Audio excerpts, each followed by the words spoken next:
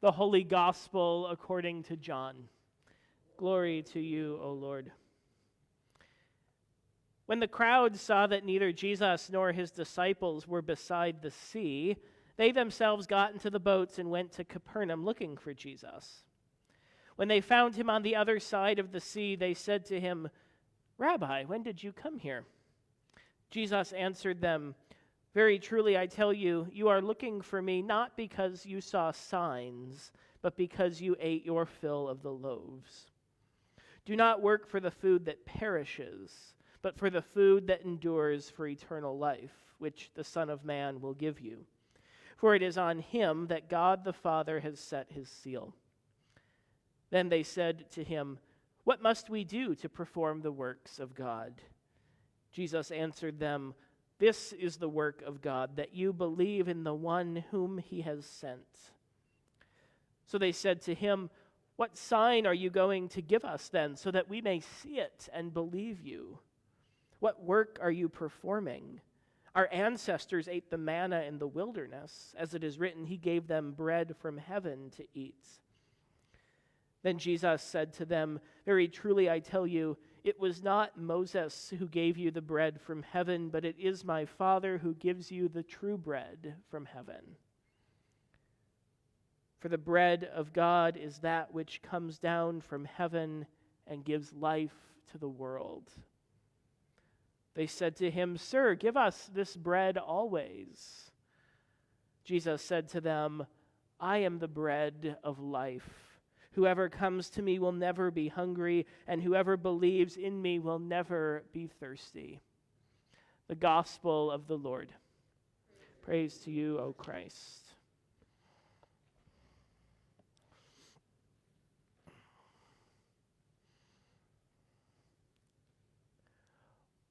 What are you hungry for? Like many of you, I've lived a fairly comfortable and privileged life, and the answer to that question, whatever it is, has never gone unfulfilled. I've never had to question where my next meal is coming from. Usually I'm more paralyzed by the many options available to me. Do I order Jimmy John's delivery to the office to keep plowing through work during lunch? Do I pick up something quick and easy for dinner on the way home, or do I actually use the home chef kit waiting for me in my fridge? Every once in a while, I do forget to eat when a meeting or a project carries me past a regular mealtime, and all of a sudden I look up from my work and it's 3 p.m. and I haven't eaten anything. But still, even then, my hunger is a need easily met. The crowd that follows Jesus knows hunger. It's likely that most of them live well below the first century poverty line. Food and resources are scarce. They're just trying to get by to feed themselves and their families. They're hungry, physically hungry for real bread and real food. The miracle of abundance that Jesus provided was the most food that many of them had probably ever seen in their entire lives. And there it was, free for the taking, as much as they wanted, and with leftovers. Wouldn't you get into the boats too and go looking for the one who made it happen? How did you do that? Can you do it again? Can you show us how to do it? Our ancestors ate manna in the wilderness. Remember that? Can we have that? Give us this bread always. At this point in the dialogue, I'd probably be a little frustrated with Jesus. The hungry crowds are asking Jesus questions about bread, and Jesus responds with something about eternal life and the Son of Man, and did he just call himself the bread of life? It feels like a case of talking past each other. The crowd saying one thing and then Jesus coming out of left field saying something else altogether. Traditional interpretation of this passage tends to fault the people for somehow not getting it, not understanding what Jesus is talking about.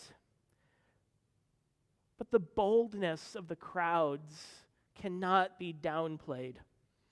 They're poor, they're hungry, and they ask for what they need. They know what Jesus did for them, and they want to experience that kind of abundance always, to be freed from their hunger and to never be hungry again. They name what they are hungry for, and they ask for it. Several years ago, I was leaving a comedy show on a busy Friday night in Lakeview in Chicago. As I was walking back to the Red Line, idly checking something on my phone, a woman walked up to me to get my attention. It wasn't startling, just unexpected. She was a short, thin woman, modestly but nicely dressed, with a hat and glasses and a long camel-colored pea coat, and holding a small black purse in front of her. "I don't want money," she said, and then began to explain how she had wound up in Chicago to stay with a friend who had turned out to be not so reliable. Alone in a strange city without any resources to fall back on, she was just trying to make the best of her situation in the meantime. She pointed to a Chinese restaurant across the street and asked if I would buy her dinner. She knew exactly what she wanted: barbecued chicken wings and white rice, and assured me that it would cost no more than $10. And it was $9 and change. Over 10 years later, that interaction has stuck with me, and what strikes me most is the woman's risky initiative.